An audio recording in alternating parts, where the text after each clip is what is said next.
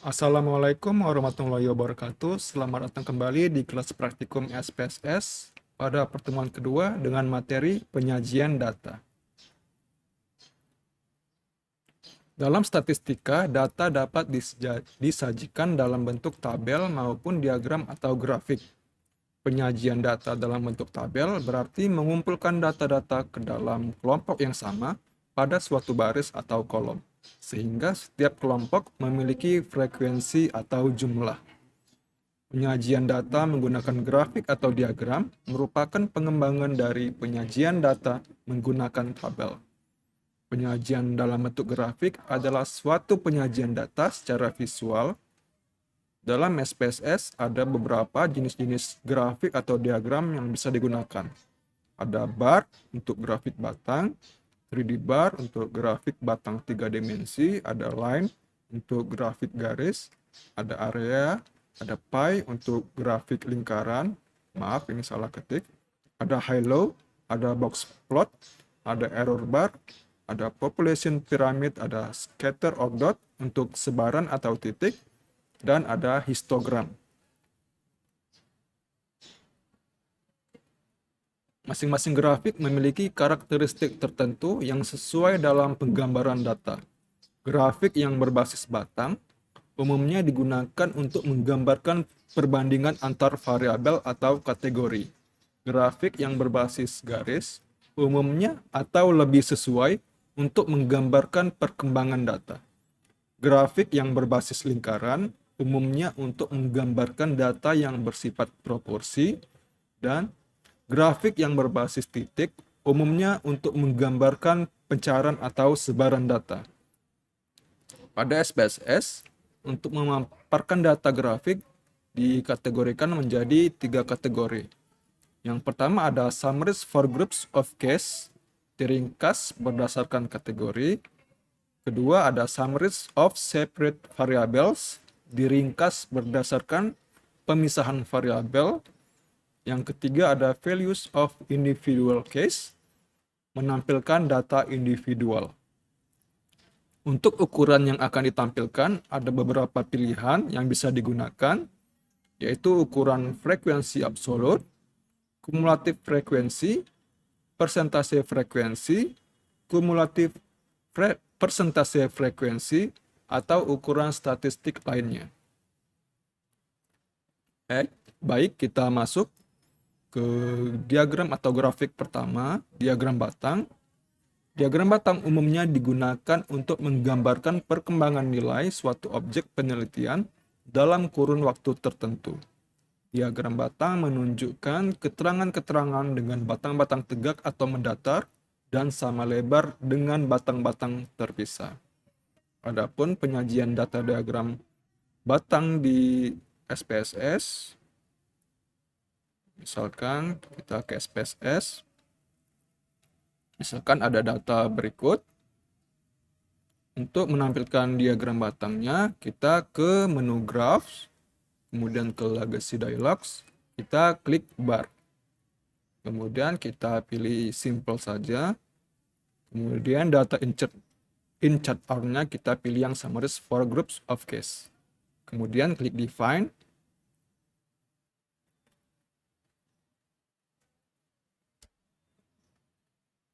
Baik, untuk bars represent-nya kita pilih yang end of cases saja untuk contoh. Kemudian pada kategori access-nya kita masukkan variabel angkatan. Kita klik angkatan, kemudian kita klik tanda panah di sebelah kategori axis. Setelah berpindah, kita beralih ke rows. Kita klik variabel jenis kelamin, kemudian kita klik tanda panah di samping kotak rows. Setelah itu, kita klik OK. Maka akan muncul di tampilan outputnya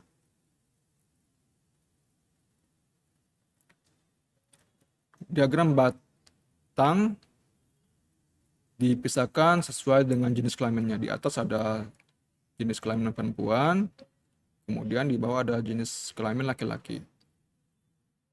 Dibagi sesuai angkatannya, Ada angkatan 2019, 2020, 2021, dan 2022.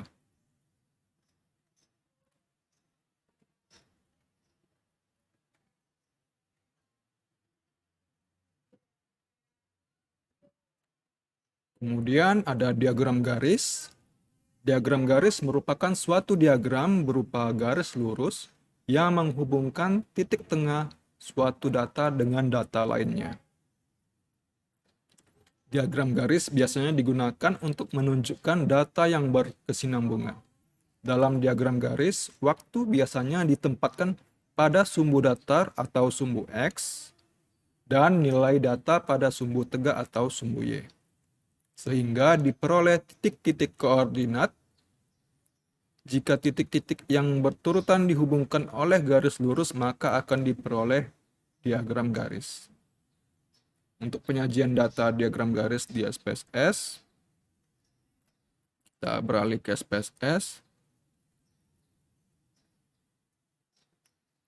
Misalkan kita pakai data yang tadi, kemudian kita ke menu Graphs, ke Legacy Dialogs, kemudian klik Line. Kemudian kita pilih Simple, dan untuk data insert R-nya kita pilih yang Summarize for Groups of Case. Klik Define.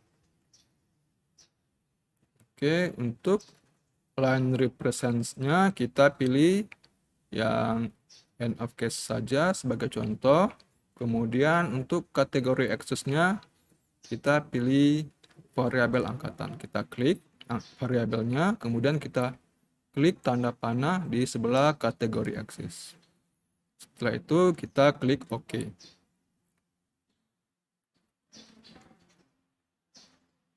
Maka di tampilan outputnya akan muncul diagram garisnya sesuai angkatan mahasiswa.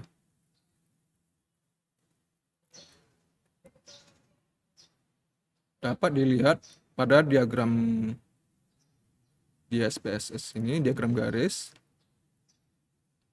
data mahasiswa per tahunnya mengalami kenaikan.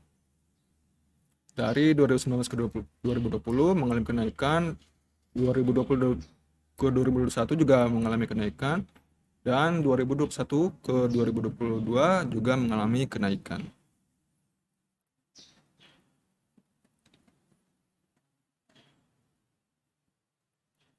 Kemudian kita beralih ke diagram lingkaran.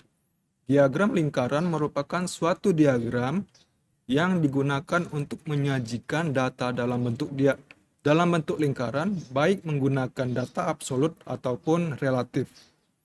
Diagram lingkaran sangat berguna untuk menunjukkan dan membandingkan proporsi dari data.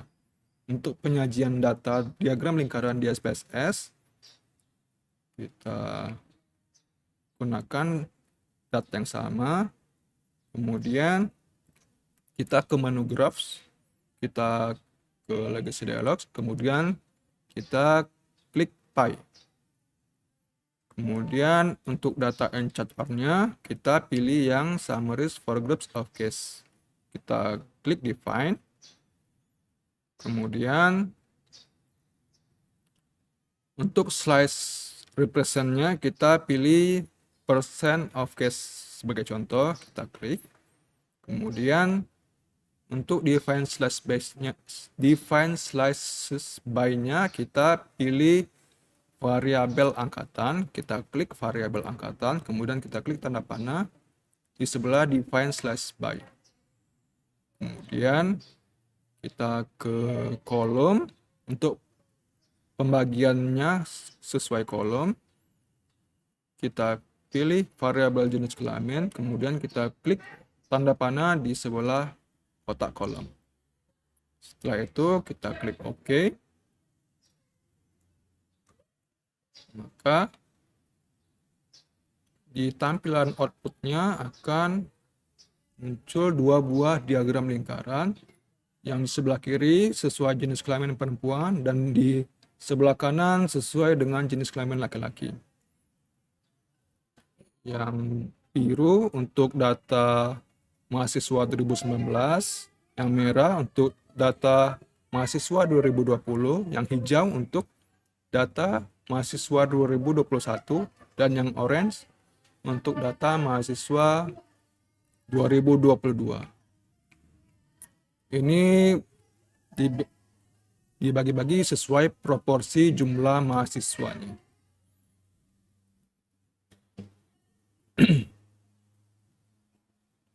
Kita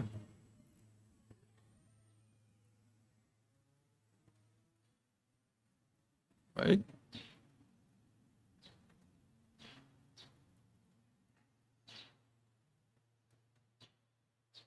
Baik, mungkin untuk materi kali ini sampai sekian. Silakan dipraktikkan di perangkatnya masing-masing. Untuk data contoh silakan di-download di kolom deskripsi di bawah. Sekian, saya akhiri. Kurang lebihnya mohon maaf. Saya akhiri. Wassalamualaikum warahmatullahi wabarakatuh.